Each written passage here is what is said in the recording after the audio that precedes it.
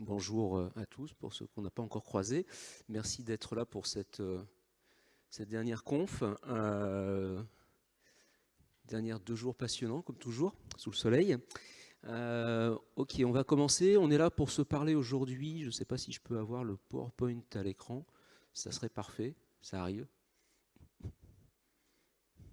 Non? Peut-être.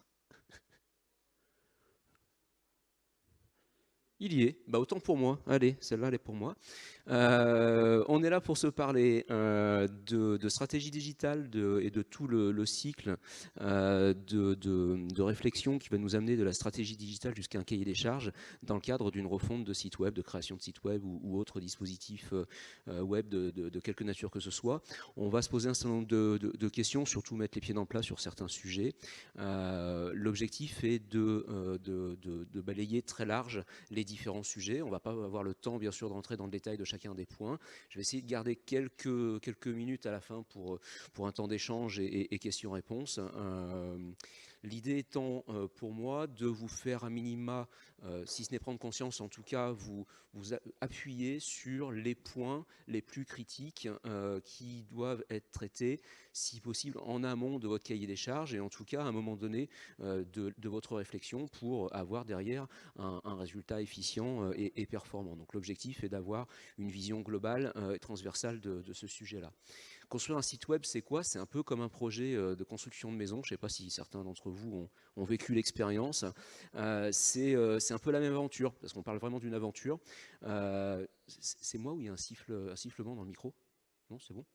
Ok, donc c'est moi, c'est le retour. Très bien. C'est un peu la même aventure, c'est-à-dire qu'on va partir d'abord avec un peu d'urbanisme, hein, quelles sont les règles dans lesquelles je vais pouvoir travailler et refondre mon site. Après, il y a un architecte qui va bâtir les fondations, les grandes idées, les grands plans. Après, il y a les ouvriers qui vont se mettre vraiment au taf pour construire soit la maison, soit le site web, ses fonctions. Après, il va falloir ameubler tout ça, mettre des meubles, décorer, et on parle là en termes d'analogie du contenu principalement. Et puis, il va falloir rentrer dans les lieux, se l'approprier et le faire vivre. C'est à peu près la même avec tout ce que ça embarque de positif et négatif. C'est une super aventure très exaltante, surtout au début, très exaltante au début.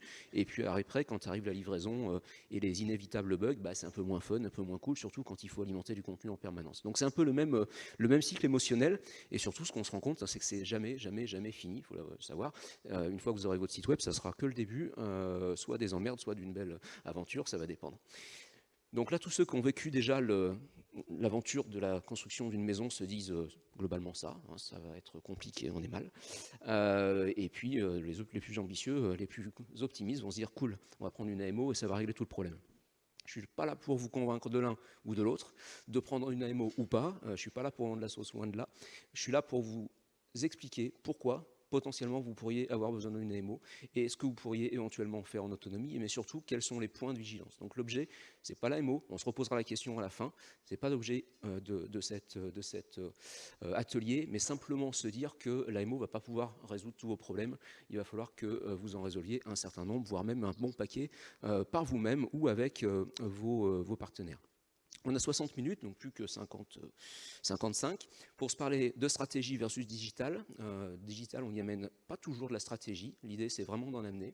On va se parler des piliers de la performance. Alors, c'est très subjectif. C'est ma définition de la performance web, partagée avec quelques-uns.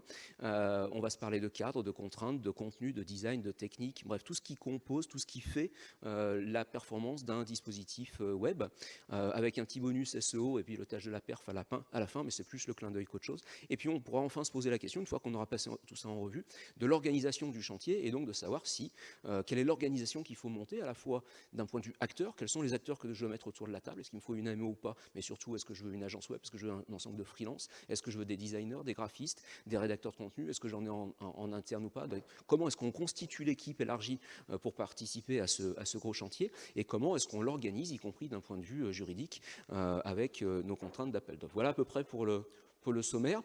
On va commencer par se poser un doux rêve, un défi, qui serait d'imaginer une chaîne de valeur assez vertueuse qui nous évite et de couper l'herbe sous le pied à tout le bullshit, toutes les réflexions liées à l'ego et qui nous amènent à des gabegies et à des gaspillages un peu dans tous les sens.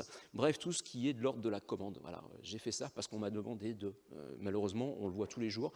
Si déjà on pouvait rêver à ce qu'on commence pas le projet avec un ensemble de commandes et donc de choses qui n'aient pas de sens, ça serait assez cool.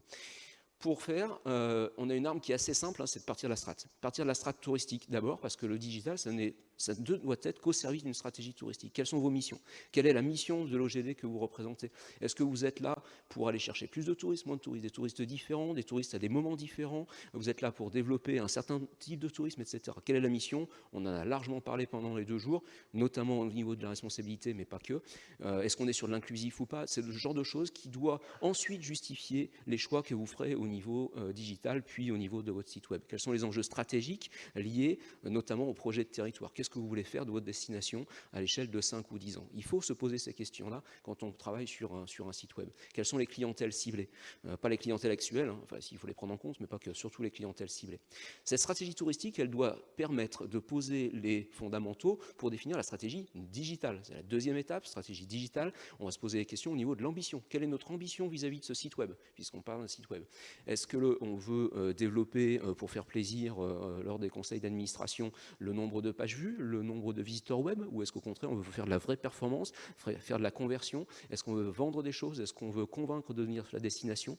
Est-ce qu'on veut convaincre de consommer différent la destination? Si on a un enjeu stratégique de durabilité sur le territoire, alors ça va pouvoir justifier des choix digitaux d'éco-responsabilité. Par contre, on ne va pas mettre en jeu et mettre dans un cahier des charges, cocher la case « je veux un site éco-conçu », si à côté de ça, c'est pour raconter le contraire au niveau des contenus et qu'en fait, le projet de territoire n'a absolument rien de responsable. Je prends volontairement un exemple qui ne pourrait pas exister.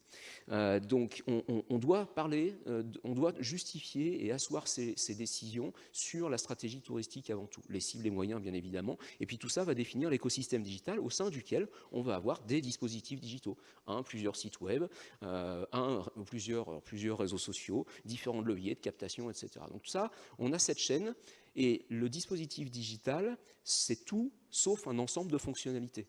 Le dispositif digital, site web en l'occurrence, c'est tout sauf ça. C'est un outil au service d'une stratégie digitale ou composant de la stratégie digitale qui est au service de la stratégie touristique.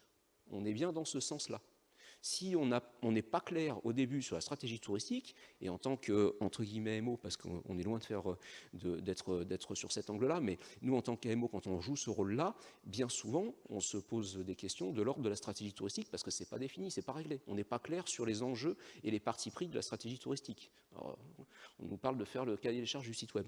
Vous voyez toute la chaîne qu'il faut qu'on remonte. Donc, l'idée, c'est bien de la remonter, cette chaîne. Sinon, on va faire un site web avec de jolies fonctionnalités et peut-être de jolis contenus dedans, mais qui fera juste plaisir à celui qui l'a fait, à celui qui l'a commandé et potentiellement à celui qui l'a acheté. Si on est clair sur ce cheminement-là, il s'agit maintenant d'imaginer un site web qui soit centré client, qui soit performant, qui soit efficient, bref, toutes les qualités qu'on peut attendre d'un site web. Comment est-ce qu'on peut l'imaginer? C'est en comprenant bien les 4 grands piliers qui définissent le site web et ces critères de performance. On commence par un cadre. Un cadre, j'évoquais tout à l'heure l'urbanisme dans l'analogie avec la construction de maisons. Quel est le cadre dans lequel j'évolue? Quelles sont mes contraintes et quelles sont mes obligations? On va le détailler tout à l'heure. Dans ce cadre, je vais pouvoir jouer, alors en sortant des fois du cadre, parce qu'il y a des fois, il faut se l'autoriser, c'est pas très grave, on va imaginer des contenus. Parce que les contenus, c'est ce qui va faire toute la valeur de votre site web. On rentrera dans le détail, parce que les contenus, c'est une ligne éditoriale, des sujets, des formats, une arborescence, une organisation, un système d'information touristique qui font partie des contenus, je vous le rappelle. Et puis tout ça, on va le mettre dans une conception, un design. Alors design au sens large, c'est pas que le coup de peinture, c'est dessiner les contours et le fonctionnement du parcours client du site. Donc là, on va se parler d'interaction, de fonctionnalité, d'ergonomie, de direction artistique, de gabarit, bref, tout ce qui constitue le conteneur, les contenus, le contenant. Et pour faire travailler tout ça ensemble, il nous faut de la technique. C'est le troisième pilier, enfin le quatrième pilier, pardon, si on prend le cadre en compte. La technique, qui est le quatrième pilier, qui est, j'ai envie de vous dire, celui où il y a le moins d'enjeux. À partir du moment où on a bien choisi son prestat, il n'y a pas de raison que ça se passe mal. Il fait son job correctement, l'agence web maintenant a coché à peu près toutes les cases de la performance, on n'a plus vraiment de problème quand on choisit une bonne agence web. En revanche, c'est un truc voilà, juste essentiel pour que tout fonctionne. Après, il y a fonctionner et fonctionner. On verra tout à l'heure, il y a quelques points essentiels sur lesquels il faut s'attarder, notamment en termes de performance, sur lesquels il va falloir être vigilant. Ces 4 piliers-là, quand on associe un peu les piliers entre eux, les contenus et le design vont définir plus ou moins ce qu'on appelle le parcours client, c'est-à-dire l'interaction que va avoir un visiteur sur votre site web avec vos contenus, avec vos fonctionnalités, bref, l'expérience qu'il va vivre en parcourant votre site. Le design associé à la technique, donc le design, le plaisir d'usage défini par les gabarits, l'esthétisme, etc., et la façon d'interagir avec le site, associé à une bonne performance technique, des pages qui s'affichent vite, qui se téléchargent vite, etc., vont conditionner le plaisir d'usage et qui lui-même va conditionner le fait que je vais avoir envie de continuer ou pas sur ce site et d'y revenir peut-être un peu plus tard. Enfin, les contenus associés à un bon socle technique vont permettre de travailler assez facilement sur le référencement naturel, le SEO, qui va vous permettre d'avoir des visites pertinentes et ciblées sur votre site. Tout ça, globalement, détermine l'UX, User Experience, l'expérience utilisateur. L'expérience l'utilisateur, ce que certains nous définissent l'UX comme globalement les gabarits dessinés en gris avant de passer à l'étage de maquette, c'est pas ça. L'UX, c'est tout ça. Et encore, je vous épargne parce que sinon c'est lisible, c'est beaucoup plus que simplement la forme du site. C'est l'ensemble de toutes les composantes qui vont faire que je vais avoir une expérience utilisateur avec votre dispositif qui sera positive, négative ou entre les deux. Voilà en gros les grands piliers qui vont déterminer l'objectif de performance que l'on devrait se fixer. Je vous propose de les dérouler assez rapidement. On va commencer par le cadre et les contraintes, je vous en ai parlé, qu'est-ce qu'on a le droit de faire ou pas. Le cadre, vous allez être confronté à un cadre législatif ou un cadre réglementaire plus exactement, qui va être générique à l'état du digital. Tout métier, toute filière, tout sujet confondu, notamment le RGPD. Le truc qui fait que maintenant on a la joie d'avoir des petites popines bien sympas avant de pouvoir accéder à un site, pour dire j'accepte ou pas les cookies, les yeux fermés, on y va. Donc je n'ai pas de parti pris là-dessus, mais c'est comme ça que ça se manifeste. Donc le RGPD fait partie du cadre dans lequel on n'a pas trop le droit de rigoler, je ferai un focus juste après. Les mentions, les obligations légales, vous en connaissez un certain nombre. Vous avez ensuite un cadre qui est spécifique à votre secteur du tourisme, au secteur public. Le secteur public, c'est notamment les règles d'accessibilité qui font que vos sites doivent aujourd'hui être impérativement accessibles. Je sais qu'aucun de vos sites n'est accessible, ce n'est pas la peine de me dire le contraire, mais vous êtes obligé d'avoir un site accessible. Ensuite, vous avez un quatrième niveau de cadre qui est celui spécifique au tourisme. Par exemple, vous êtes obligé d'avoir 3 langues pour être classé au niveau de l'office. C'est génial, vous n'avez jamais vu un touriste allemand, mais votre site il doit être traduit en allemand. Ne me demandez pas pourquoi, on est là dans le paroxysme de l'éco-conception vu de la réglementation. Il y a quelques petits problèmes. Et ensuite, vous avez un cadre qui est spécifique à votre structure, mais ça, c'est émis d'autres problèmes. C'est vos financeurs qui vous imposent de respecter tel ou tel truc. On peut avoir des financeurs, des conseils régionaux qui nous imposent un certain nombre de règles et de contraintes. Je fais un petit focus sur ce que je viens de dire sur le RGPD. Le RGPD, règlement général pour, je ne l'ai même plus en tête, protection des données.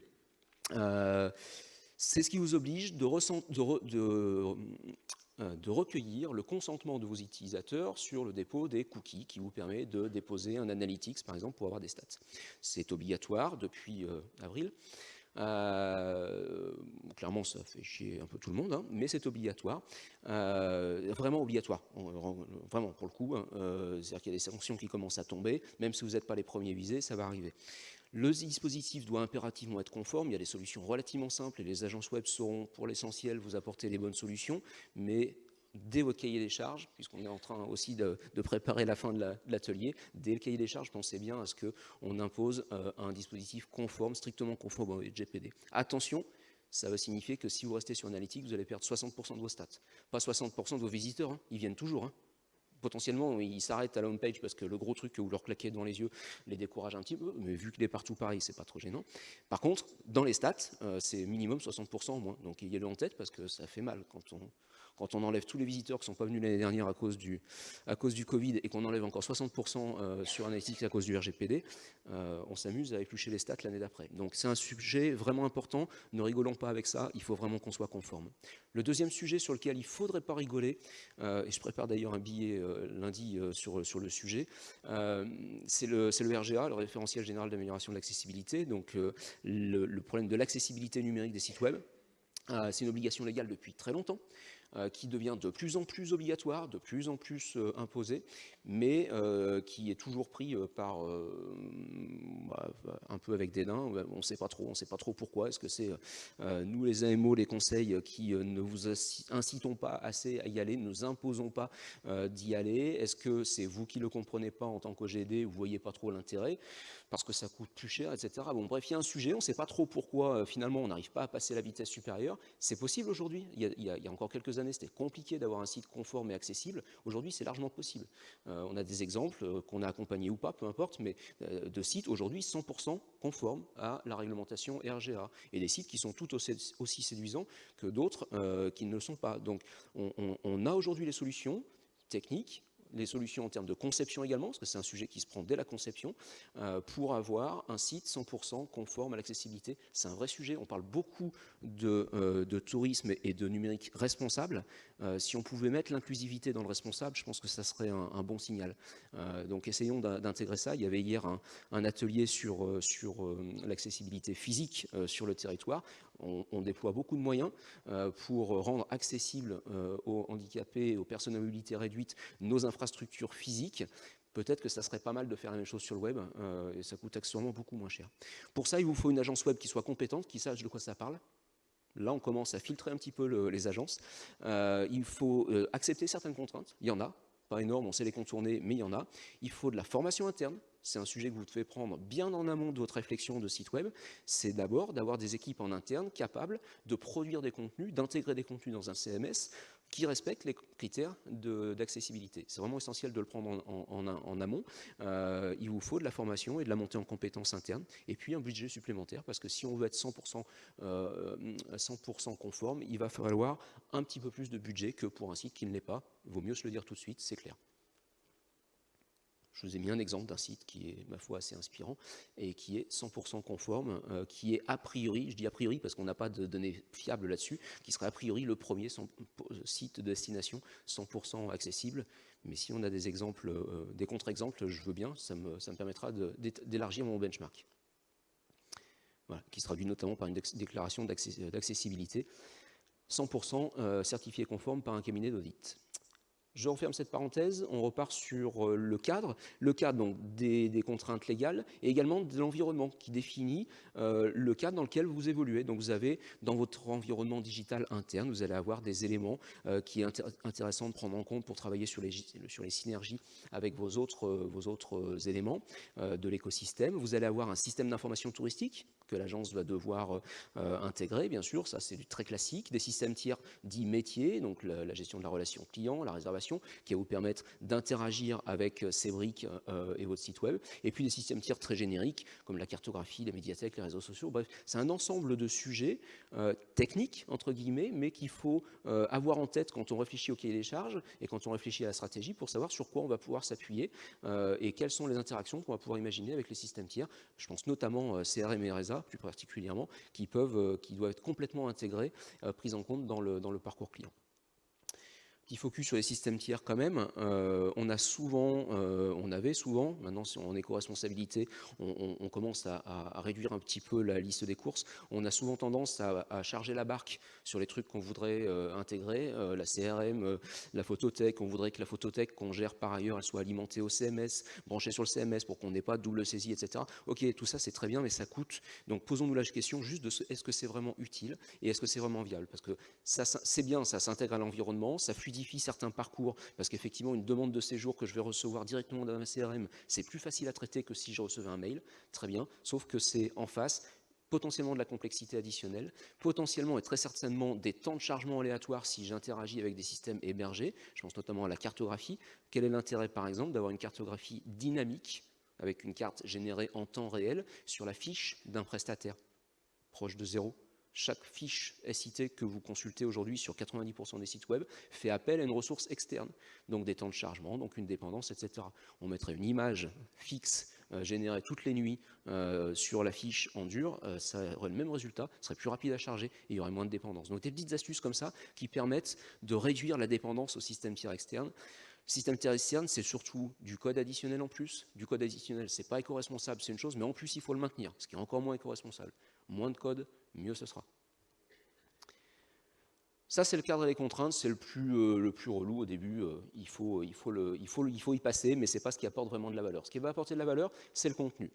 Le contenu, je vais pas trop en faire des caisses parce qu'il faudrait 3 heures, donc je vous renvoie à d'autres sujets, lecture et autres, mais simplement se rappeler ici que le contenu, c'est vraiment la clé déterminante d'un site web, tout le reste, ce n'est que secondaire. Le contenu, c'est ce qui va vous permettre de travailler sur votre notoriété, le positionnement de votre destination, l'image, le développement de l'image que vous voulez faire, c'est également ce qui va vous permettre de développer l'audience à travers le référencement naturel, c'est ce qui va vous permettre d'accompagner un visiteur dans son cycle de décision, de peut-être que j'irai bien sur cette destination, ah ouais j'y vais, je réserve et voir je vis sur place. Donc tout ce cycle-là, il est orchestré, architecturé autour des contenus. Donc c'est vraiment central, c'est essentiel et vraiment j'insiste, même si je vais passer rapidement sur cette thématique tellement elle serait longue à traiter, j'insiste, on n'est plus du tout à l'époque où globalement on confiait, et c'est du vécu, hein, j'ai fait près de 20 ans en agence web, où on nous demandait un site sans savoir ce qu'on allait foutre dedans, quoi.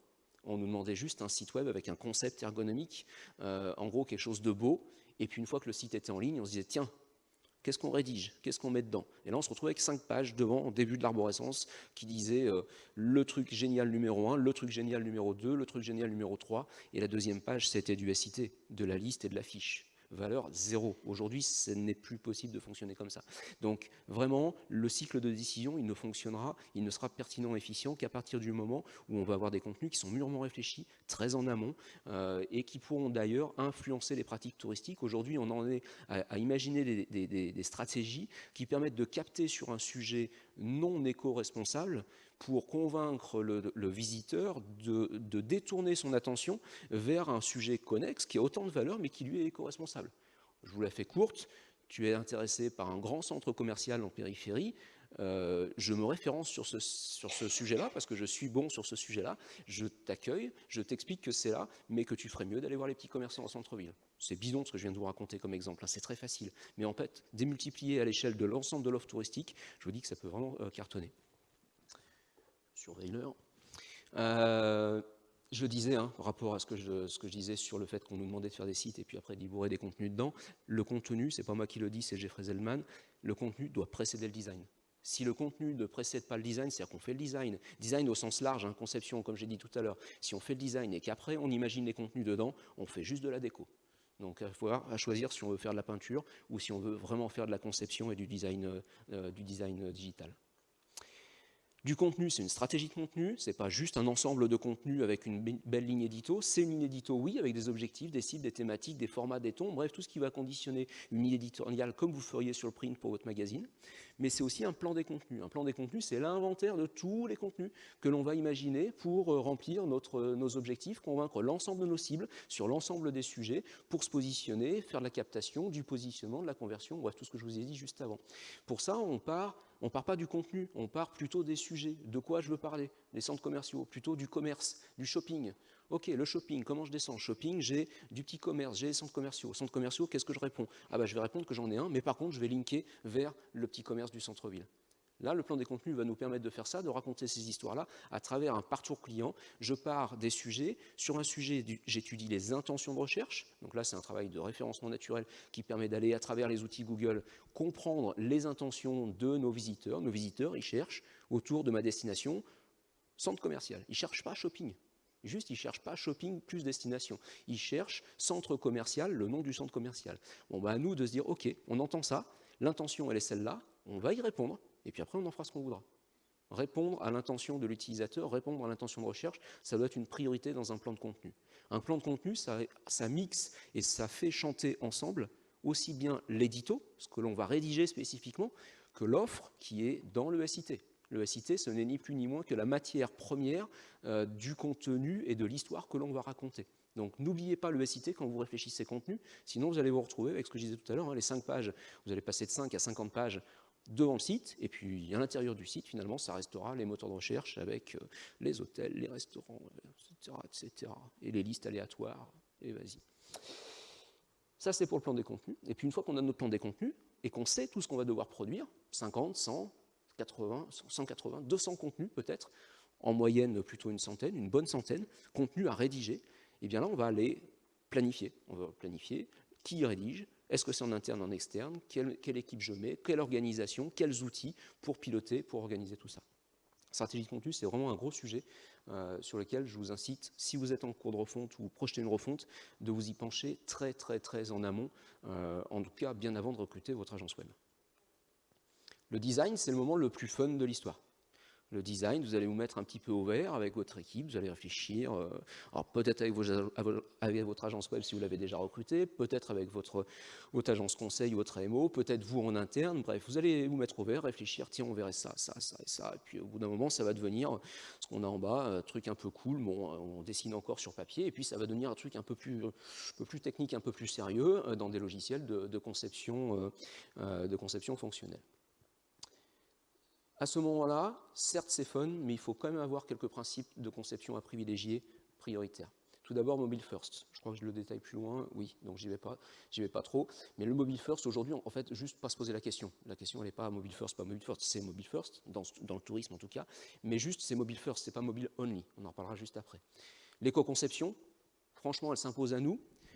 Ça semble une évidence pour tout le monde, mais juste l'aligner avec la stratégie touristique. Encore une fois, si c'est pour faire de l'éco-conception, mais raconter l'inverse à l'intérieur sur le fond, à quoi bon? C'est du bullshit, là aussi, rappelez-vous la checklist anti-bullshit, ça doit sortir. Donc l'éco-conception, oui, si c'est pas du bullshit, sinon ça va vous coûter plus cher pour pas grand-chose et vous allez dégrader. Mais loin de moi l'idée de ne pas vous encourager sur l'éco-conception, loin de là. Toujours le truc qu'on vous balance depuis 20 ans, KISS, keep it simple, stupid. Vraiment faire en sorte que n'importe quel crétin puisse utiliser votre site web. Pardon pour l'expression, mais c'est vraiment le sujet. Il faut que ce reste hyper simple, on n'a pas de temps à perdre, il ne faut pas qu'on ait le mode d'emploi. Je me rappelle de certaines agences qui, à une époque, envisageaient devant la homepage de mettre un mode d'emploi pour montrer que la recherche c'était là et le menu c'était là avec des petites flèches, en gros un tutoriel pour le site web, où est-ce qu'on est. Alors, en plus maintenant avec le RGPD, c'est sympa à l'entrée. Ensuite, l'accessibilité, je vous en ai parlé tout à l'heure, je vais en reparler un tout petit peu, et le design adapté à tout ça. L'idée de cette slide-là, c'est de vous dire que le design n'est que la résultante de tout ce qu'on a vu jusque-là. Mobile First, c'est plus de 60% du trafic sur l'essentiel de vos sites. Parfois en saison, c'est 80-85%, on l'a vu. Il nous faut absolument une conception qui soit adaptée d'abord sur les mobiles. Sauf que quand on a fait la conception sur mobile, on a fait que la moitié du job. Parce qu'il reste encore les 40% à servir.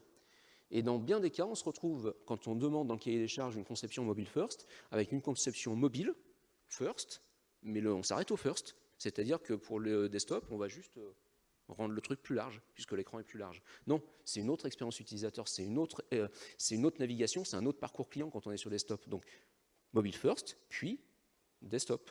Sinon, c'est du mobile only, c'est du responsive design basique comme on faisait il y a 10 ans. Aujourd'hui, ça ne vaut plus rien. Donc réfléchissons à l'adaptation du parcours client, à l'adaptation de l'expérience utilisateur sur desktop, même si on a commencé par le mobile. L'éco-conception, j'en parlais, ça ressemble globalement à 115 bonnes pratiques qui soient référencées. Je l'ai dit, je le redis et je le redirai. Une approche globale surtout sur ce sujet-là. Ce n'est pas qu'une question de technique, ça part de la stratégie touristique. Si la stratégie touristique est éco-responsable, parfait, on adapte une stratégie de contenu éco-responsable, et une fois qu'on a les contenus éco-responsables, on peut partir du parcours client, etc., jusqu'à la technique. Mais si tout ça, toutes les cases sont cochées, alors en effet, il faudra s'assurer que l'agence web est capable, à des références, en éco-conception, parce que l'éco-conception, c'est comme l'accessibilité. On ne se lève pas le matin en se disant « tiens, je ferais bien un site éco-responsable » ou un site accessible. C'est des heures et des heures et des heures d'apprentissage, de tests et d'amélioration continue en interne pour les agences. Puisqu'on est sur la conception, n'oublions jamais, jamais, jamais Syntex.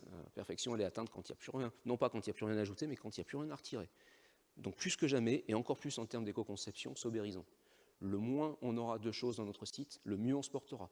Le moins de code on aura, le mieux il se portera, le plus il sera rapide, le plus il sera éco-responsable. Donc arrêtons avec tous les gadgets qui sont partout. Je vous rassure, on fait des audits de sites où on se rend compte il y a 15-20 fonctionnalités partout autour de l'écran. L'ensemble de chacune des fonctionnalités, l'ensemble de toutes les fonctionnalités représente moins de 4% de l'utilisation. Moins de 4% pour toutes les fonctionnalités qui ont dû mobiliser 80% du budget. Laissons tomber les 80% du budget, concentrons-nous sur le contenu, sur des fonctionnalités basiques, simples, et arrêtons les gadgets qui clignotent dans tous les sens, ça ne sert à rien. Ça exaspère tout le monde. Et ça coûte. J'ai l'impression d'aller très vite. Ouais, je vais très vite. Au moins, ça vous évite de vous endormir pendant la digestion. Quelques points de vigilance, on est aux aspects techniques maintenant. L'aspect technique, je vous disais en intro, les agences web aujourd'hui, je parle des agences web qui sont reconnues dans le secteur, dont certaines, et la plupart, sont exposantes aujourd'hui. Ça ne veut pas dire qu'il n'y en a que 3 qui savent faire le job, hein. Ça veut dire qu'il y en a déjà au moins 3 ou 4 qui savent bien le faire. Ça veut dire que vous avez aussi des petites agences locales qui vont faire aussi bien le job. Mon propos, il est simplement de dire que si on est sur une vraie agence web et pas un rigolo qui fait ça dans sa cave, aujourd'hui, la techno, elle est maîtrisée pour l'essentiel, donc on n'a plus de mauvaises surprises. On est quand même sur des choses qui sont relativement propres. Maintenant, ce qu'il faut, c'est être vigilant sur 4-5 points et ne pas les croire sur parole. C'est pas qu'on les aime pas, j'adore bosser avec les agences web et on a de très bonnes relations. Simplement, il faut être exigeant. Il faut être exigeant sur un certain nombre de critères sur lesquels il faut qu'on arrête de rigoler.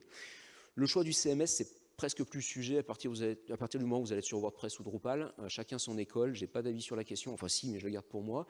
Ce qu'il va nous falloir, c'est juste un truc qui soit super modulaire. C'est-à-dire que le temps où vous remplissiez des cases dans un gabarit, où il faut mettre du contenu dans les cases qui étaient prévues 2 ans en amont, parce qu'on avait dit que là, on voulait un truc qui sera en rouge, ça c'est terminé. C'est terminé. Il vous faut effectivement quelque chose de modulaire où vous construisez vos pages en fonction de ce que vous voulez raconter. Chaque histoire, chaque contenu va être différent, donc il faut que le CMS suive et ne soit pas une contrainte, mais simplement une facilitation, un outil qui permette d'assembler des pages en fonction de ce que l'on veut raconter et en dehors de toute autre contrainte. Pour ça, vous allez avoir potentiellement une surcouche, ce qu'on appelle un page builder, donc un truc qui va vous permettre de manipuler des blocs. WordPress c'est natif, Drupal ça commence à l'être, bon bref, on a différentes options, mais tant que vous êtes dans ces 2 CMS, vous êtes à peu près tranquille, ils sont tous les 2 open source. Vous allez avoir peut-être des variantes, c'est-à-dire que vous allez avoir des agences qui vont vous proposer un WordPress customisé, d'accord, je ne veux pas parler de solutions spécifiquement et d'agences spécifiquement, je ne suis pas là pour ça, mais vous allez avoir dans tous les cas des customisations des CMS par les agences. Alors on est à la limite, c'est-à-dire que c'est de l'open source, sauf que la couche de customisation, elle n'est pas vraiment open source ou pas tout à fait complètement. Donc juste se poser la question à ce moment-là, et c'est le seul warning que j'aurai sur ce sujet dès lors qu'on est sur WordPress ou Drupal, s'il est customisé en mode agence, qu'est-ce qui se passe si demain on veut travailler sans l'agence ? Qu'est-ce qui se passe si demain on veut travailler avec une autre agence, avec pas d'agence du tout, avec un freelance, etc. L'argument qui amène à dire prenez du WordPress parce que vous avez une communauté de développeurs qui est énorme et donc vous trouverez toujours un freelance qui pourra bosser pour vous. Ouais, mais si le WordPress il n'est plus vraiment WordPress et que c'est verrouillé par l'agence et que finalement c'est un WordPress agence, ben, toute votre communauté de développeurs elle ne pourra rien faire avec le CMS de l'agence.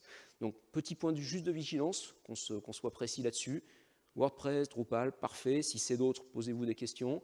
Ça ne veut pas dire que les autres ne sont pas bons, juste ça veut dire posez-vous la question. Et si c'est un de ces deux, intéressez-vous aux conditions entre guillemets de sortie, c'est-à-dire d'exploitation en dehors de l'exploitation avec l'agence à qui on a affaire. Deuxième point de vigilance, attention aux extensions, j'en parlais sous un autre angle tout à l'heure. WordPress, Drupal, c'est des CMS, des outils qui ont l'avantage d'avoir plein de choses qui ont été développées par plein de monde, et donc quand on a besoin de quelque chose, il suffit d'aller sur l'étagère, de prendre un truc, une extension, un plugin ou autre, et de l'ajouter au site. Et ça suffit pour faire, par exemple, un générateur de formulaire, ça suffit pour faire une passerelle avec notre CRM, etc. Sur le principe, très bien, il en faut, c'est parfait, ça évite de faire du code. Sauf qu'on a des agences qui s'amusent à multiplier les plugins, les extensions, et on a 5, 10, 15, 20 plugins qui s'entassent, et plus on rajoute de plugins, plus on rajoute de code, plus on rajoute de maintenance, plus on rajoute de failles possibles. Bref, là aussi, less is more. Moins on en fait, moins on a d'extensions, mieux c'est. Il ne s'agit pas de remplacer l'extension par du code propriétaire, pas du tout, mais simplement de se poser la question même de est-ce qu'on a besoin de la fonctionnalité proposée par l'extension. Donc on en revient à la sobérisation. C'est pas parce que l'extension elle est gratuite et qu'on peut avoir un super générateur de formulaire gratuit, si on n'a pas besoin de formulaire, pas besoin d'extension qui génère du formulaire. C'est tout bête, hein, mais c'est vraiment essentiel. Donc attention aux extensions et aux promesses. En fait, dès que vous avez une promesse de toujours plus qui vous est proposée par une agence, tendez un peu l'oreille, vérifiez. Pourquoi est-ce qu'on vous balance plein de choses gratuites parce que ça serait mieux que, etc. Non, si ça surcharge, c'est pas mieux que.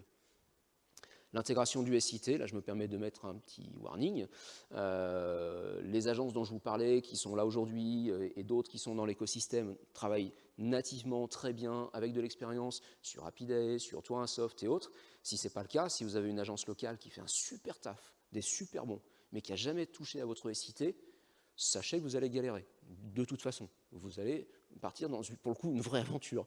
Donc, et ce n'est pas à vous de le payer, ce n'est pas à vous de financer la montée en compétence d'une agence sur un sujet de SIT. Un SIT à intégrer aujourd'hui, même aujourd'hui avec les outils qu'on a, et y compris les meilleurs d'entre eux, ça reste un sujet technique pointu, loin d'être simple à appréhender. Donc une agence qui n'y est pas habituée, petit warning, ça ne veut pas dire qu'il ne faut pas y aller, ça veut dire qu'il faut s'assurer que le truc il est bordé, sécurisé, et que ce n'est pas vous qui allez financer, 1, la montée en compétences, 2, les bugs qui vont arriver derrière. Évidemment, il y en aura. Quatrième point, exiger, et là je souligne, et j'aurais pu mettre plusieurs soulignés, l'exiger de la performance réelle. Un site web performant, aujourd'hui, ça se mesure. Alors, vous avez une complexité dans le tourisme, on a une complexité dans le tourisme, on en fait beaucoup, nous, qui est qu'on veut que ce soit séduisant. Donc, on veut de belles, grandes photos, voire des belles, grandes vidéos, et on veut des grandes pages avec beaucoup de grandes photos, de grandes vidéos, etc. Bon, ça pèse une tonne. Si on ne le gère pas correctement, eh ben, on a des performances qui sont franchement dégueulasses. Et la performance, c'est non seulement le plaisir d'usage que j'évoquais tout à l'heure dans la petite intersection entre technique et contenant, mais c'est aussi un facteur essentiel aujourd'hui de référencement naturel. Si vous avez tant de chargements qui sont dégueulasses, votre utilisateur sera pas content d'utiliser votre site et potentiellement n'attendra pas le chargement de la page et ira voir ailleurs, mais surtout, Google va fortement dégrader votre positionnement parce qu'il estime qu'il nous faut des pages qui soient relativement, enfin très rapides à charger. Donc là-dessus, les choses s'améliorent. Ça a longtemps été un sérieux gros problème au niveau des agences web, encore plus dans le tourisme pour les questions que je viens d'évoquer. C'est devenu vraiment une priorité. Si vraiment il y avait 5 messages à faire passer, celui-ci serait dans les 5, clairement. Et pour le coup, alors 2 points. 1, exiger un savoir-faire, c'est-à-dire qu'il faut que les agences puissent vous prouver qu'elles savent faire des sites web rapides. Exemple à l'appui, vous prenez 5 références, vous demandez à l'agence qu'elle vous fournisse 5 sites qui pour elle sont performantes, qu'elle ait réalisées, vous les passez dans des outils de test et vous voyez le résultat. Si tous les résultats, c'est comme un écolabel, hein, si le résultat c'est D sur la moitié des sites, on a un problème. Si c'est très variable, ça peut venir des choix du client. Mais si c'est toujours D, ça veut dire qu'il y a un problème. Si c'est toujours A, c'est presque louche, mais pourquoi pas. Donc, exiger, un savoir-faire, démontré par des vraies références, et 2, exiger des résultats. Ça veut dire que vous avez encore la possibilité, dans le cahier des charges, il est encore temps de le faire, de dire on ne réceptionnera le livrable qu'à partir du moment où on sera A, B ou C. Si on est D ou E, vous retournez au taf, c'est votre job, mais nous, on ne réceptionnera qu'un produit conforme à telle et telle exigence. N'hésitez pas à le faire, je vous y encourage très largement. C'est un point juste essentiel, vraiment. Je vous ai mis un petit panel de 3 sites pris presque au hasard, enfin, sauf pour le premier parce que je savais qu'il respectait les critères, mais les autres, je les ai pris un peu au hasard. C'est des sites entre guillemets qu'on connaît tous, d'accord. Je ne suis pas allé chercher au fin fond de je ne sais quelle bourgade. C'est des sites qui ont pignon sur rue, qui sont d'ailleurs parfois pris en exemple comme des modèles de sites, y compris le dernier. Bon, le dernier, les Web Vitals, c'est les critères de jugement de Google maintenant. Donc quand Google il nous sort un LCP à 2,7 secondes alors qu'il estime qu'il faut quelques millièmes de seconde, vous voyez à peu près le problème qu'on peut avoir. Donc vraiment, cet outil, c'est GTmetrix, mais il en existe d'autres, mais c'est aujourd'hui celui qui est le plus utilisé. Vraiment, c'est essentiel de vous y intéresser. Vous pouvez d'ailleurs jouer avec cet outil sur votre propre site et un peu voir l'étendue des dégâts pour voir un peu ce qu'il en est. Même sous la menace, je ne révélerai pas les noms des sites. Le focus numéro 8 que je voulais faire, c'est d'anticiper le déploiement. Trop souvent, on demande à l'agence web un planning. Dans le cahier des charges, vous avez tous demandé un planning sur lequel l'agence peut s'engager. Et là, vous demandez des dates fermes, définitives, et pour les plus coquins d'entre vous, vous y mettez des pénalités de retard. Mauvaise idée, de mon point de vue, et pourtant je ne suis plus en agence web, parce que l'essentiel du retard, ça sera de votre faute. Autant se le dire, ça sera les contenus. 80% des cas du retard, c'est du contenu. Il se peut que ce soit de la faute de l'agence, admettons. Sauf qu'au moment où l'agence va vous livrer le truc, potentiellement dans les temps, en fait, bien souvent, ça va être à vous de bosser. Et vous n'avez pas prévu ça. Vous n'avez pas prévu, en plus, l'excitation de la conception, elle est loin derrière vous, donc vous n'êtes plus trop dans le délire, vous êtes plutôt en train de vous dire quand est-ce qu'il sort, et là, il faut attaquer la recette. Et là, vous avez les bugs qui tombent, les uns après les autres. Alors là, vous faites la gueule, vous appelez l'agence, vous gueulez de partout, sauf que c'est là aussi que le début du truc. Après, il faut intégrer les contenus, sauf si l'agence vous a donné un accès au CMS avant pour intégrer les contenus en avance de phase. Parfait, mais tout n'est pas prêt, parce que les liens ne sont pas tous prêts. Vous n'aviez pas la main, par exemple, sur le SIT, donc vous ne pouviez pas faire le lien de l'édito vers le SIT. Donc il faut encore faire du travail, mais l'agence, elle s'en fout, elle a livré, elle. Elle a respecté son deal, donc les pénalités de retard, vous les oubliez, elle a livré à temps. Mais vous êtes en train de trimer pour intégrer des contenus, et puis après il va falloir faire le transfert de référencement, ça peut être à votre charge ou à celle de l'agence SEO ou de l'agence web, peu importe, et puis après il va falloir définir le tracking. Quand je dis après, c'est si vous avez mal fait le job, si, vous, pas vous, mais collectivement l'équipe en charge du web, parce que normalement les contenus se prévoient en amont, le transfert de référencement se prévoit en amont, le plan de tracking se prévoit en amont, les déclarations CNIL, etc. Si tout est prêt, le jour où vous passez en ligne, passez en ligne. Mais dans bien des cas, quand vous passez en ligne, c'est le début des emmerdes. Donc l'idée, c'est d'anticiper un maximum. Nous, on a une checklist de 65 points, je crois, pré-mise en ligne. Et les cases, on les coche des mois à l'avance, en fait. Et au fil de l'eau, du développement du projet, on vient cocher les cases, et quand on arrive au moment de la mise en ligne, c'est presque tout coché, il n'y a plus qu'à, quoi. C'est vraiment la logique d'anticipation qui doit vous permettre de ne rien laisser au hasard, et surtout de ne pas arriver à une deadline de mise en ligne qui soit un peu catastrophique. Un petit bonus SEO, est-ce qu'il faut encore en faire ? Aujourd'hui, vous avez peut-être une agence SEO, vous le faites peut-être avec votre agence web ou vous-même, peu importe. J'ai pas de réponse à apporter à cette question. La question peut se poser en tout cas. À une époque, ça ne se posait pas, il fallait faire du SEO. Aujourd'hui, faire du SEO, c'est à peine plus que faire du contenu en fait. À peine plus que de faire des vrais contenus tels que je les ai évoqués tout à l'heure, avec un plan des contenus qui sache à quelle intention de recherche on va répondre, à quelle stratégie on répond, à quel utilisateur. Et après, vous avez, vous prenez une demi-journée ou une journée de formation à l'écriture web pour respecter les 10 critères essentiels qui font que votre contenu sera référencé. C'est pas vraiment faire du SEO, c'est juste faire le job comme il faut au niveau de l'édito. Si vous avez fait ça, j'ai envie de dire que vous pouvez aussi compter idéalement sur la compétence de votre agence web, et là aussi elles sont vachement montées en compétences. Donc aujourd'hui les agences web font plutôt des sites naturellement bien référencés, il n'y a pas besoin de faire appel à des artifices.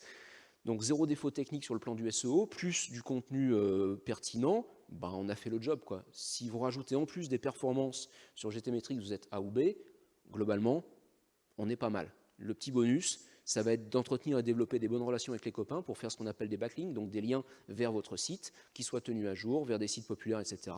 Et là, j'ai envie de dire, vous avez les 4 points qui conditionnent le SEO, hein, le contenu, la technique, les perfs et les liens, le backlink. Voilà, après vous faites appel ou pas à une agence SEO. La mauvaise idée, ça sera de faire appel à une agence SEO une fois que le site est en ligne. Clairement, donc si vous faites appel à une agence SEO, c'est plutôt en amont pour qu'ils bossent main dans la main avec votre agence web, avec votre agence conseil et avec vous. Mais voilà, est-ce qu'il faut encore consommer des budgets pour faire spécifiquement du SEO? C'est loin d'être une évidence, une obligation, donc on peut se permettre en tout cas d'y réfléchir. Mais dans certains cas, ça peut être une bonne idée. Ça devient une mauvaise idée quand c'est en mode pompier, quoi. C'est que notre site est mal référencé, ça devient une mauvaise idée et en même temps une obligation, hein. C'est que notre site est mal référencé, du coup il faut faire appel aux pompiers et trouver des artifices. Ça, c'est qu'on a raté quelque chose dans l'histoire. Donc il vaut mieux le prendre en amont, avec ou pas spécialiste. Là aussi, ça va dépendre du casting que vous avez. Petit point, dernier point sur la perf, mesurer et améliorer l'idée du pilotage de la perf, donc globalement de l'analytics, hein, c'est que c'est tout aujourd'hui, sauf simplement ouvrir un accès analytics. Vous avez des réponses d'appels d'offres d'agences qui, dans le sujet analytics, vont dire oui, je vous pose le tag analytics sur vos pages. Ok, vous serez content, vous aurez le nombre de visiteurs et le nombre de pages vues. Vous n'allez pas aller loin avec ça, vous pourrez peut-être même savoir s'ils sont sur mobile ou desktop, mais en même temps, vu que ça sera analytique et que vous aurez 40% ou 20% de votre audience qui sera là-dessus, vous n'en ferez pas grand-chose. Donc c'est devenu un sujet sérieux, en tout cas ça devrait être devenu un sujet sérieux parce que ne pas regarder la performance de ce qu'on fait, c'est juste se dire que tout ce qu'on a fait n'a servi à rien. Pardon d'être un peu direct, mais c'est un peu quand même ce qu'il faut se dire. Donc si on a fait les choses comme il faut, avec du sens, ça veut dire qu'on veut vérifier que ça ait marché, soit pour se dire, ok, on a bien bossé, soit pour se dire, on a peut-être raté 2-3 trucs, on va corriger, et puis on va améliorer. Donc une logique d'amélioration continue, c'est indispensable dans le digital. Pour ça, c'est pas simplement poser un tag analytics, loin de là, ni un tag manager. C'est déjà définir une stratégie. Qu'est-ce qu'on veut mesurer ? Qu'est-ce qu'on veut mesurer? Quels sont les objectifs et quels KPI, donc indicateurs de performance, on va vouloir récolter pour mesurer cette performance, pour corriger ensuite. Donc ça, c'est une vraie réflexion qu'il faut avoir en fait au moment, même avant de rédiger le cahier des charges, au moment où on définit la stratégie digitale. En fonction de la stratégie touristique, on va définir des objectifs et donc des KPI et pouvoir mesurer à la fin la pertinence et la performance des choix qu'on a fait en amont. Donc cette stratégie, elle se définit très en amont. Ensuite vient la question du déploiement. Le déploiement, c'est qu'on va déposer effectivement, alors pas simplement le code analytics, mais si possible un autre outil qui va permettre de suivre 100% des visites, ça existe. Et ensuite, on va pouvoir faire ce qu'on appelle du tracking fin, un plan de marquage, un plan de tag, qui va permettre de mesurer le nombre de clics sur tel bouton, le nombre de conversions sur telle action, le nombre basiquement d'abonnements à la newsletter ou de demandes de renseignements. Tout ça, il faut qu'on puisse le traquer. Et par exemple, un truc dont on devrait tous rêver, mais en même temps, on devrait tous l'avoir de base, c'est le nombre de pages vues par prestataire présent dans le SIT et le nombre de mises en relation. À minima, on devrait pouvoir être capable de tous les mois, tous les trimestres, d'envoyer à chacun de nos prestataires présents dans le SIT le nombre de pages le nombre de fois où sa fiche a été vue, vue dans une liste, vue dans une fiche, vue plus de X secondes et cliquée vers son site web. Alors, dans certains cas, peut-être mieux pas lui dire. Mais en tout cas, on devrait être capable de lui fournir cette information. Et ça, je ne veux pas dire que c'est basique, c'est largement accessible et faisable. Là aussi, les agences web un peu sérieuses et qui ont l'habitude de bosser avec des cités, globalement, ils vous proposent ça de base dans le package et c'est intéressant. Mais ça ne fait pas tout, il faut aussi traquer et le reste. Mais la stratégie, elle doit vous permettre, je ne l'ai pas dit, je reviens un tout petit peu dessus, de ne mesurer que ce que vous allez exploiter. La pire des conneries à faire, c'est de tout traquer et de tout récolter comme données. Il n'y a rien de plus inutile qu'un amoncellement de données inutilisées. C'est vraiment important. On est sur une stratégie de data minimisation. Une stratégie de data minimisation, c'est de récolter juste ce qu'il nous faut pour améliorer le plan d'action et certainement pas l'ensemble des choses mesurables. Parce que sinon, vous n'allez jamais rentrer dedans et jamais l'utiliser. Et donc, du coup, vient ensuite la phase d'analyse, donc de la data à la visualisation. Alors là, certains vous donneront simplement l'accès à Google Analytics ou Matomo, et d'autres vont vous faire des jolis tableaux de bord sur Data Studio ou autre. J'ai envie de dire, c'est la cerise sur le gâteau. L'idée, ça sera surtout de comprendre la donnée qui vous est fournie. Et là, vous aurez peut-être besoin d'aide d'agences conseils ou d'experts de la performance. On peut aller encore un peu plus loin dans le domaine du pilotage de la performance en allant observer les comportements des utilisateurs avec des outils qui permettent d'enregistrer les sessions, les mouvements de souris, presque de l'eye tracking, mais des choses comme ça. Je ne vais pas plus loin, ça n'a pas trop de sens ici. Alors, cette AMO, on la prend ou pas, c'est à vous de voir en fonction de tout ce que je vous ai raconté, si vous vous sentez à l'aise avec les sujets. Plusieurs options, soit vous vous sentez à l'aise sur tous les sujets parce que vous avez une équipe qui est rompue à tout ça, faites ligne droite, allez recruter vous-même, rédiger un petit cahier des charges, recruter une agence web, bosser avec elle, réfléchissez avec elle, et tout ira bien. Là-dessus, il n'y a pas de problème. Si vous êtes complètement à la ramasse et que vous découvrez tout ce que je vous ai dit, c'est peut-être pas qu'une AMO qu'il vous faut. Il faut peut-être viser un peu plus large et vraiment être sur du coaching, de la formation, de la montée en compétences, parce que vous n'allez pas pouvoir complètement externaliser les décisions stratégiques qu'on vient d'évoquer. Mais j'ai envie de dire, quelque part, peu importe, AMO, pas AMO, je l'ai dit au début. L'idée, c'est de bien définir les acteurs et leur rôle. Il y a vous, le client, il y a l'AMO, qui peut être une AMO, qui peut être un consultant, qui peut être une agence conseil, peu importe. Après, c'est juste une question de périmètre d'intervention et de niveau d'expertise dans chacun des sujets que je viens d'évoquer. Après, vous avez l'agence web, et la vraie question, elle est presque là. Mais vous n'allez pas savoir y répondre parce que l'agence web, vous ne l'avez pas encore recrutée. Parce que vous êtes obligé de faire un appel d'offres. Donc, c'est toute l'ambiguïté du sujet.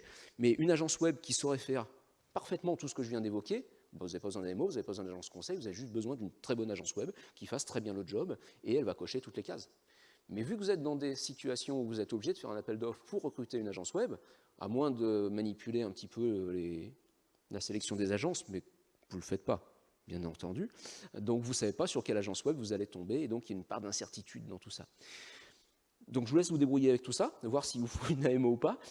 Sachez qu'au-delà, il y a dans les acteurs des gens peut-être à anticiper et à avoir en tête, qui sont des agences ou des prestataires complémentaires. Peut-être que pour l'ADA, vous avez peut-être dans votre scope une agence web très bonne techniquement. En gros, une SS2I pour faire simple.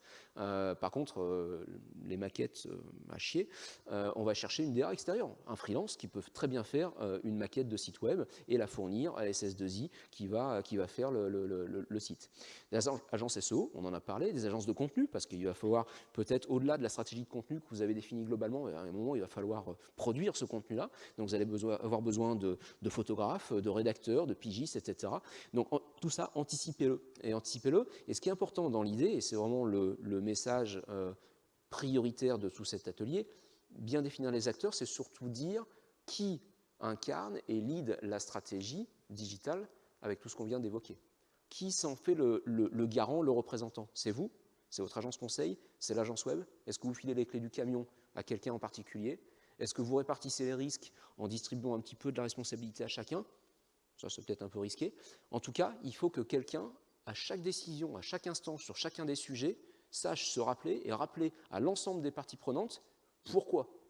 Pourquoi est-ce qu'on fait ça? Parce qu'à un moment donné, votre agence, elle va vous appeler, votre agence web, elle va vous demander d'arbitrer sur ça ou ça. Et là, si vous ne savez pas répondre au pourquoi vous avez demandé ça, eh ben, vous êtes un petit peu embêté. Donc les choix, ils doivent être appuyés par des décisions stratégiques, et cette stratégie, elle doit être incarnée tout le long du projet. Ça veut dire notamment que si vous prenez un AMO, sauf avis contraire de certains, ne le mettez pas à la porte une fois que l'agence web a été recrutée.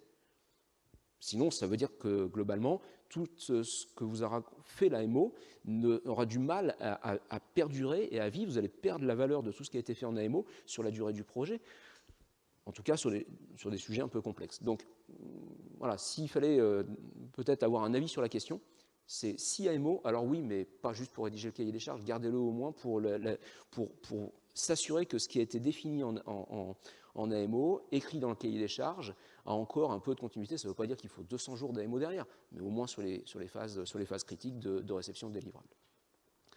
Pour terminer, quelques pistes sur l'organisation. Après, vous allez monter le montage qui vous correspondra le plus. Globalement, en organisation relativement classique et en semi-autonomie, on a quoi? On a vous, le client, qui éventuellement va faire une petite consultation pour aller chercher un AMO. Et qui va dire globalement dans son cahier des charges, on a un site web à faire, on veut quelqu'un pour nos cahiers des charges. Bon, très classique, le cahier des charges. Le cahier des charges nous amène à un appel d'offres, sélection d'agence, développement du site. Bon, version classique plus, c'est à peu près la même, sauf que l'AMO reste pendant la réalisation. C'est celle-là que je vous encourageais à faire, de ne pas mettre l'AMO à la porte dès l'agence sélectionnée. Ça me semble plutôt une bonne idée, surtout que ça ne veut pas forcément, dans bien des cas, représenter un budget colossal. Il y a d'autres pistes à envisager. Alors après, c'est plus compliqué à monter avec les obligations d'appel d'offres. C'est globalement de se dire de considérer que le meilleur job, il est fait non pas en séquence, mais plutôt ensemble. C'est-à-dire que la valeur que va apporter votre AMO, c'est bien plus qu'un cahier des charges. C'est la réflexion que vous avez eue avec lui. Et cette réflexion, peut-être qu'elle peut être plus pertinente quand vous avez déjà l'agence web. Donc peut-être qu'une idée peut aussi être de rédiger des cahiers des charges peut-être un peu plus light, une expression de besoin assez ouverte et qui recrute AMO plus agence. Ou agence avec AMO intégré, c'est-à-dire des agences avec des départements conseils intégrés. On en avait. Donc l'idée, c'est en gros, et je terminerai là-dessus avec un clin d'œil sur la Dream Team, si on n'avait pas ces obligations d'appel d'offres, en réalité, le montage idéal, ça serait à 3, hein, ça serait le client, un conseil global et l'agence web, et on réfléchit tous ensemble. En tout cas, nous, voilà, c'est pas pour vendre la sauce, mais un peu quand même. Non, c'est pas pour ça, mais simplement vous dire aussi nous comment on travaille. C'est ça, c'est de se dire qu'en fait, on n'est pas agence contre AMO. L'époque où l'AMO était en gros le chef d'orchestre, mais aussi le chef de projet, c'est-à-dire en gros celui qui met les claques quand ça marche pas et qui oublie de féliciter quand ça marche, ça c'est un peu derrière nous, j'ai l'impression. Aujourd'hui, la MO, quelle qu'elle soit, elle a plutôt tendance à apporter de la valeur à côté et avec l'agence. Donc mon message, il était un peu là, il était de se dire, essayons de trouver la valeur là où elle est. Vous avez des très bonnes agences web, ce qui peut vous permettre de passer d'AMO, et à contrario, l'AMO n'est pas que un gestionnaire et peut apporter de la valeur de manière quasi systématique. Hein, je ne connais pas d'AMO qui fasse autre. Donc voilà, on peut peut-être aussi imaginer d'autres modèles où on bosse tous ensemble, c'est assez vertueux et on arrive assez bien à s'aligner. Voilà en gros l'idée, la dernière slide étant juste un bonus. Le vrai message, il est surtout ce qu'on a vu avant, hein, c'est surtout les différents points qu'il fallait retenir, les focus qu'on a pu faire. Je vais terminer juste avec, alors pour le coup je vais vous le laisser, ça sera cadeau en téléchargement, juste une trame de cahier des charges, c'est même pas une trame en fait, c'est juste un ensemble de points qui me semble essentiel à avoir dans un cahier des charges si vous lancez en autonomie. C'est surtout pas un plan de cahier des charges ni une base, simplement des choses qui me semblent essentielles. Prenez le temps de vous présenter. Les agences web ont besoin, ou les AMO ont besoin de comprendre votre stratégie, votre écosystème, votre environnement pour pouvoir bien vous répondre. Présentez le projet spécifiquement sur les points où vous avez déjà les réponses, mais n'hésitez pas à laisser libre champ aux agences sur le reste. Ce n'est pas la peine d'aller chercher des trucs qui vous ne savez pas. En fait, quand vous ne savez pas, demandez juste qu'on vous propose. Précisez vraiment, et ça c'est vraiment le point le plus important, encore une fois, les niveaux d'exigence sur les 4 points: performance, éco-conception, accessibilité et SEO. Après, tracking, hébergement, c'est un peu plus light. Et puis enfin, demandez de la visibilité, c'est-à-dire qu'on vous explique comment l'agence travaille, avec quels outils, quelles méthodes, quels sont les livrables, etc. Au moins pour éviter un petit peu les différentes surprises. Voilà, si vous étiez concerné par tout ça, c'est que vous avez un cahier des charges à faire ou un site à monter, bah, il n'y a plus qu'à, bon courage. J'espère que je ne vous ai pas trop découragé. C'est toujours une belle aventure. À la fin, quand on a une maison, on est content d'être dedans, même si c'était galère pendant le chantier. Donc voilà, gardez courage, ça se passe souvent bien. Est-ce qu'il y a des questions? Je crois que j'ai explosé ou pas. Non, je suis pile dans le timing, il reste 2 minutes. Est-ce qu'il y a des questions, des remarques ou autres? Oui. Est-ce qu'il y a... Je crois qu'on est obligé pour l'enregistrement, donc je vais me balader.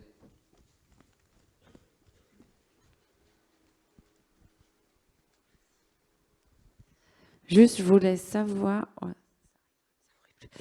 c'est quoi un site 100% conforme à l'accessibilité RGAA? Oh, la question de la fin. Alors, le RGA, vous avez à peu près en tête ou pas du tout? Référentiel général d'amélioration de l'accessibilité, c'est pour avoir des sites qui soient accessibles aux personnes en situation de handicap. D'accord? Donc, qui soient compatibles avec des outils de lecture, par exemple, braille, etc. Il y a plein de critères, il y a, je ne sais plus combien, un ensemble incroyable de critères. Le site 100% conforme, ça veut dire que vous cochez toutes les cases et que, effectivement, votre outil il est utilisable par tout type de handicap, pour la faire très très courte. C'est rarissime. C'est assez fréquent.